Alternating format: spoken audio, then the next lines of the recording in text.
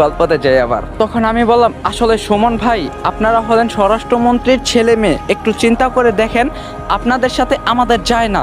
তখন তুবা বলল, তুমি এত চিন্তা করছো কেন? আমি সব কিছু মানিয়ে নিয়ে থাকতে পারবো, থাকতে পারলেই তো হবে। তখন সুমন বলল, এখন তো আমার বোনের কথা তুমি শুনতেই পারবে। কি বললা, কি বলো? তখন আমি বললাম, ভাইয়া আমি এখনো তো বেকার, চাকরি বাকরি নেই, ওকে কিভাবে? তখন সুমন ভাই বলল, বুঝতে পারছি, তোমাকে আর বলা লাগবে না, বলো কি ধরনের চাকরি তুমি করতে চাও, তোমার কাছে ওরা এসে চাকরি দিয়ে যাবে আজকেই। আসলে আমি আমার বোনের চোখের এক ফোঁটা জলও দেখতে চাই না। তখন আমি বললাম, ভাইয়া আমাদের একটু সময় দেন, এখানেই তো সব কিছু আর বলা যায় না।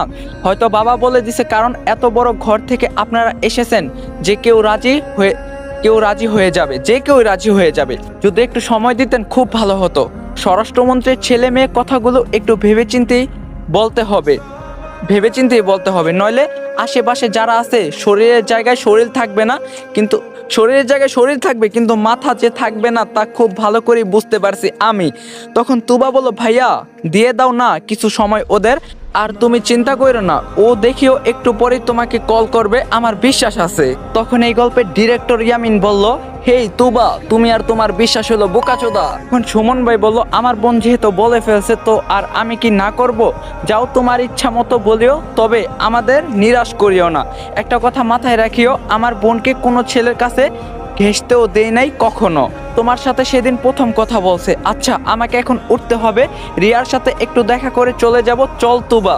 তখন তুবা বলল, ভাইয়া তুমি যাও, আমি আজকে সারাদিন ওর সাথে ঘুরবো, বিকালে ওকে নিয়ে বাসায় যেতে পারি, হয়তো বাবাকে দেখানো লাগবে না। তখন সুমন বলল, এই তোমরা থাকো, আমার বোনকে সেফলি বাড়িতে পৌঁছে দিবা। তখন তুবা বলল, না ভাইয়া আমার কাউকে লাগবে না, ও একাই আমাকে দেখতে পারবে। কি আকাশ, ঠিক না?